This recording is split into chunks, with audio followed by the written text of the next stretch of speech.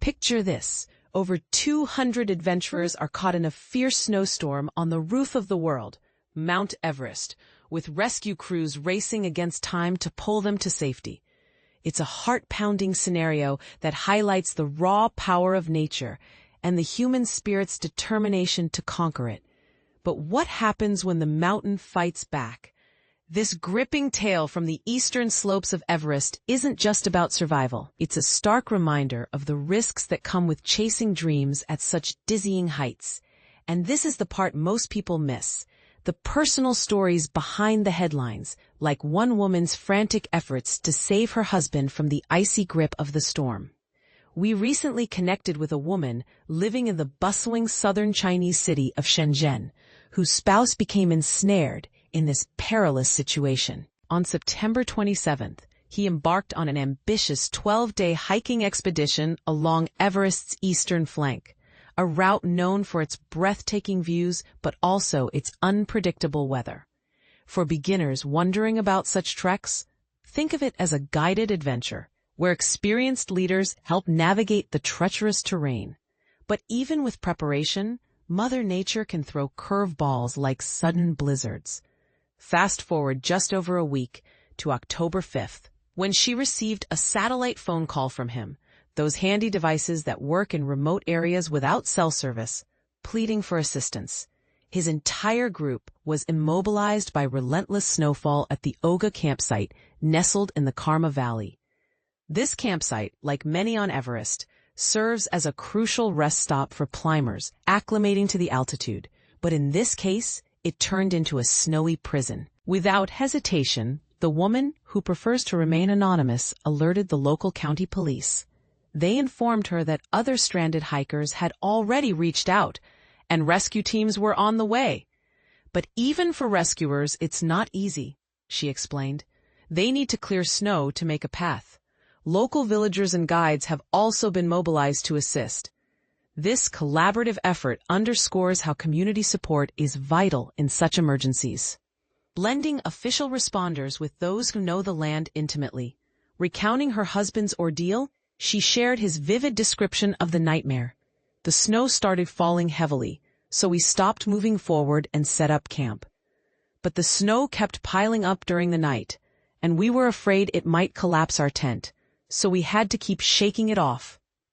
He barely caught a wink of sleep that night, terrified that dozing off could lead to being buried alive under the accumulating drifts, a chilling fear that illustrates the constant vigilance required in extreme conditions. For those new to mountaineering, tents on Everest are specially designed for high winds and cold, but even they can buckle under heavy snow loads, turning a simple shelter into a life-or-death battle. The following day, the group made the wise decision to retreat to the Kuksuaranma camp, still within the Karma Valley, to escape the worsening conditions. However, the snow had become so deep that they relied on sturdy yaks, those hardy, long-haired cattle native to the Himalayas, to plow through and clear a safe route. They worried about hidden crevasses or gaps in the snow that could swallow them whole, a common hazard in avalanche-prone areas. Luckily, their team consisted of 16 members, including 3 seasoned guides and 3 yak handlers, who not only carried their own 20-kilogram packs, but also helped forge the path forward. This teamwork highlights how group dynamics and local expertise can make the difference between disaster and deliverance. She mentioned that her husband had invested over 10,000 Chinese yuan, roughly equivalent to $1,400 or 1,000 pounds, for this trek. A sum that covers permits, guides, and gear, but raises eyebrows about the commercialization of such expeditions. But here's where it gets controversial. Is the thrill of summiting Everest worth the hefty price tag and the inherent dangers? Especially when stories like this reveal how close things can come to tragedy. Critics argue that the influx of paid climbers overcrowds the mountain, straining resources and increasing risks for everyone, while proponents say it democratizes access to adventure.